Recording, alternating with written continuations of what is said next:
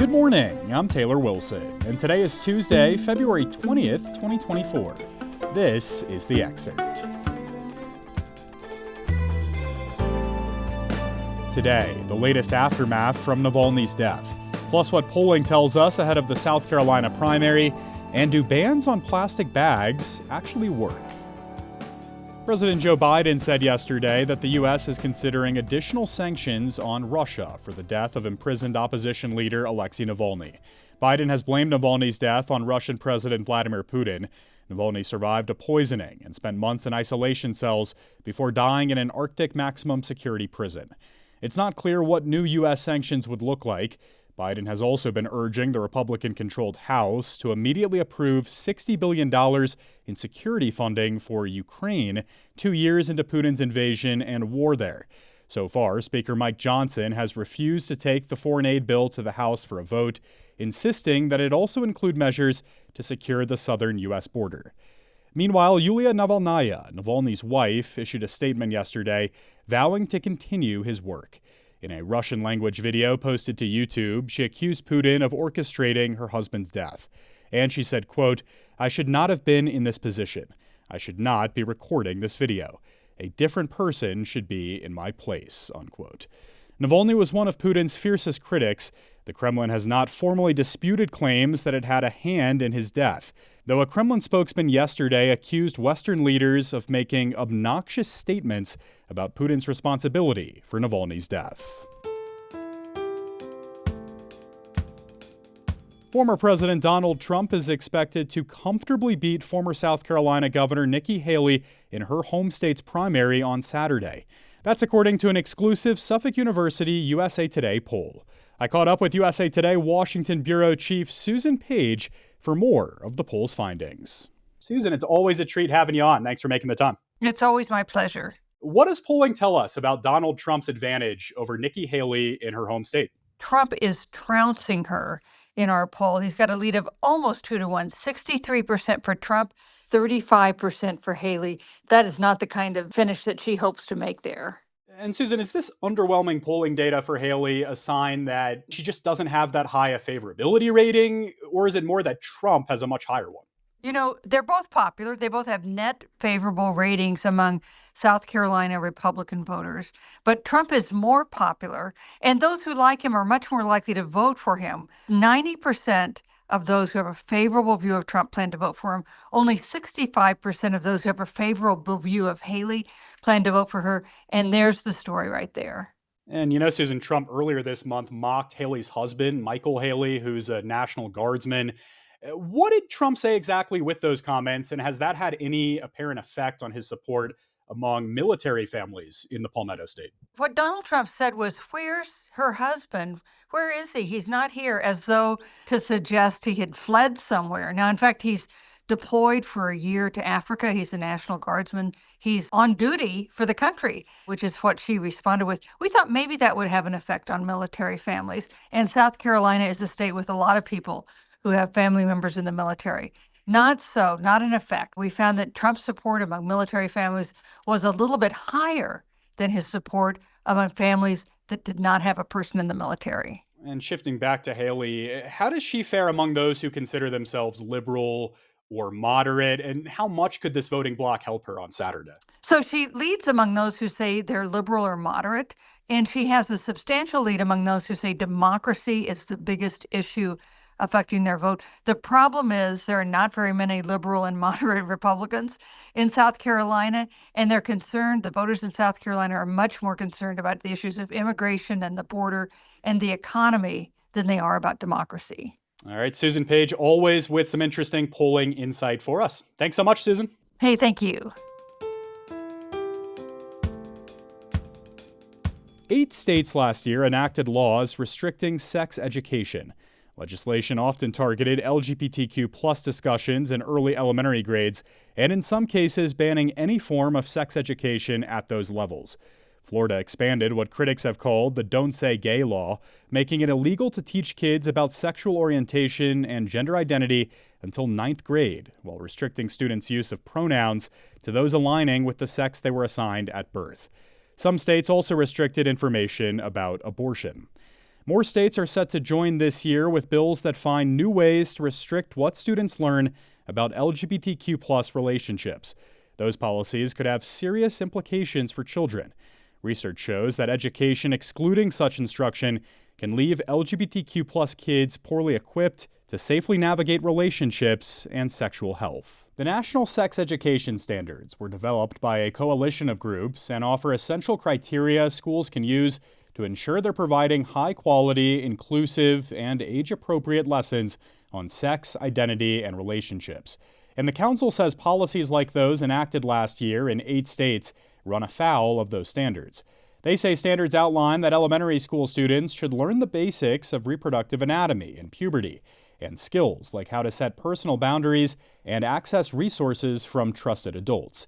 They also say schools should promote inclusivity and some content on sexual orientation and gender identity in age-appropriate ways. Some conservative groups say such content is inappropriate and that discussions about same-sex relationships or gender nonconformity have no place in public school classrooms, with others disagreeing on which material to teach which ages. More than a dozen states have some form of statewide ban on single-use plastic bags, and hundreds of cities and towns across the country also have ordinances. But there's also been a backlash, with as many as 20 states passing laws banning any plastic bag bans at all. So do plastic bag bans work? I spoke with USA Today national correspondent Elizabeth Weise to learn more. Beth, thanks for hopping on the Excerpt today. It is always fun to be here. So Beth, you wrote about plastic bag bans. Can you just start by giving us some of the history behind these and what led to the bans in the first place? The first plastic bags, the thin ones you get at the grocery store, didn't show up in the United States until 1979, and they weren't common until the early 80s. I think Kroger and Safeway started shifting to them in a major way, and ED2.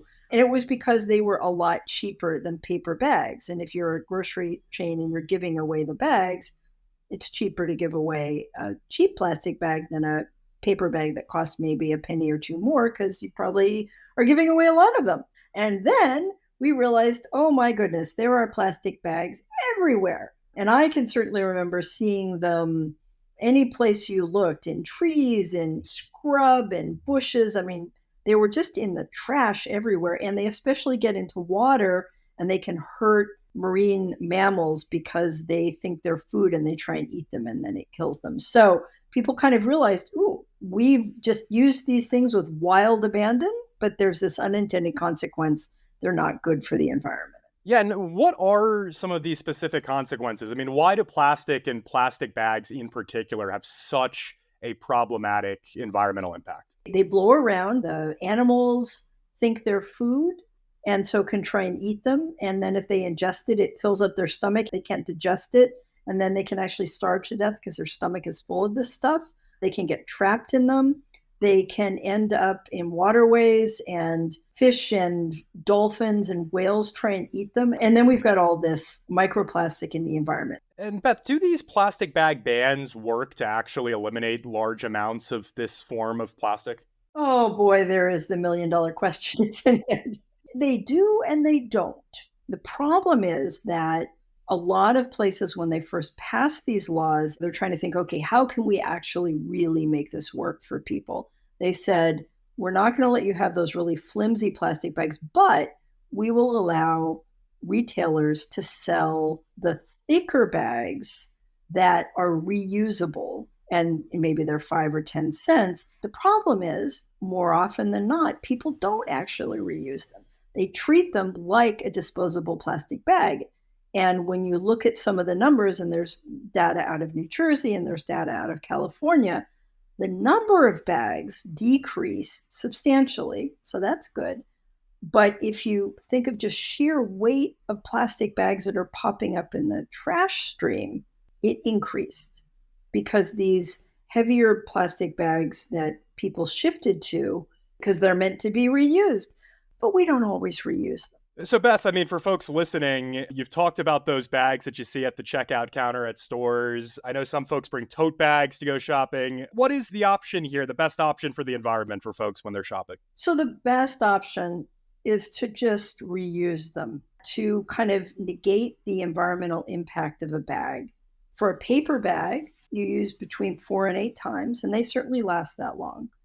For those thicker plastic ones, that's like 5 to 10 times. For the tote kinds, the kind of sewn ones with the handles, those you have to use like 10 or 20 times, but those are pretty serious bags. And then for the cotton bags, those like you have to use maybe 50 times. But if you use a bag in shopping, even twice instead of once, you've halved the environmental impact. Elizabeth Weise is a national correspondent for USA Today. Thank you, as always, Beth.